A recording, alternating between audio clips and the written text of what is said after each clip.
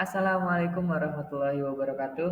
Di sini kami akan memberikan suatu pembelajaran terkait eh, manajemen perubahan sumber daya manusia. Sebelum itu, kami akan memperkenalkan anggota kelompok kami. Yang pertama ada saya sendiri yang Sabitul Bahri. Saya Rini Anggraini. Saya Rizka Damayanti. Saya Nabila Putri Pradita. Oke, di sini kami akan membawakan materi tentang perubahan SDM. Sebelum melakukan perubahan SDM, kita perlu mempersiapkan SDM. Tidak semua SDM paham arti penting melakukan perubahan. Oleh karena itu, diperlukan peningkatan pemahaman terhadap hakikat perubahan itu sendiri. Perubahan diawali dengan mempersiapkan SDM untuk menerima perubahan, karena manusia memiliki subjek dan objek perubahan serta mempunyai sifat resisten terhadap perubahan. Jadi sebelum kita melakukan yang namanya perubahan di suatu manajemen dalam perusahaan atau organisasi, kita harus mempersiapkan SDM itu sendiri untuk melakukan perubahan. Selanjutnya akan dibacakan oleh Saudari Rini.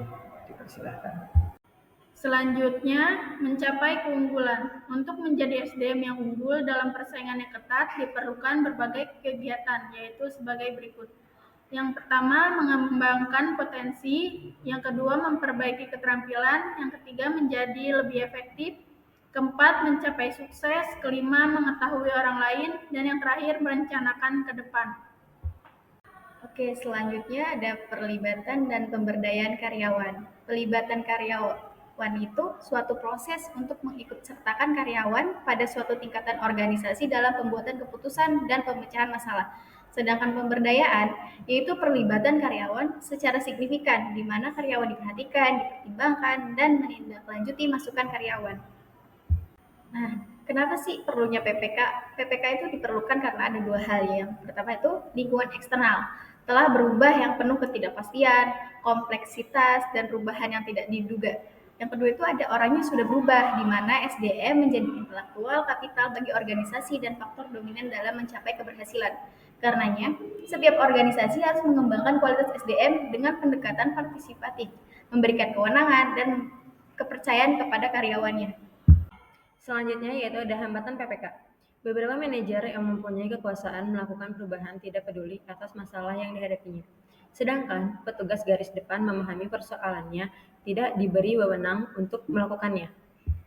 Selanjutnya itu ada mengubah pola pikir. Gimana sih cara mengubah pola pikir? Yaitu yang pertama ada noda gelap, asumsi, puas dengan diri sendiri, kebiasaan, dan yang terakhir itu sikap. Yang terakhir, ada kesimpulan. Perencanaan sumber daya manusia dalam suatu perusahaan merupakan peran yang harus dijalankan sehingga sebagai bagian dari suatu perusahaan. Departemen sumber daya manusia memiliki fungsi sebagai pemain kunci dalam menolong perusahaan-perusahaan untuk mencapai tujuan-tujuan strategis.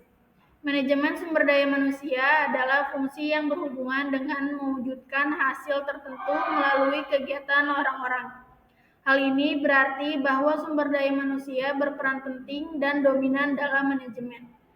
Dari definisi tersebut dapat disimpulkan bahwa tujuan strategis suatu perusahaan hanya akan dapat tercapai jika perusahaan tersebut didukung oleh sumber daya manusia yang andal dan menguasai bidangnya masing-masing. Sekian presentasi dari kami, kurang lebihnya mohon maaf. Assalamualaikum warahmatullahi wabarakatuh.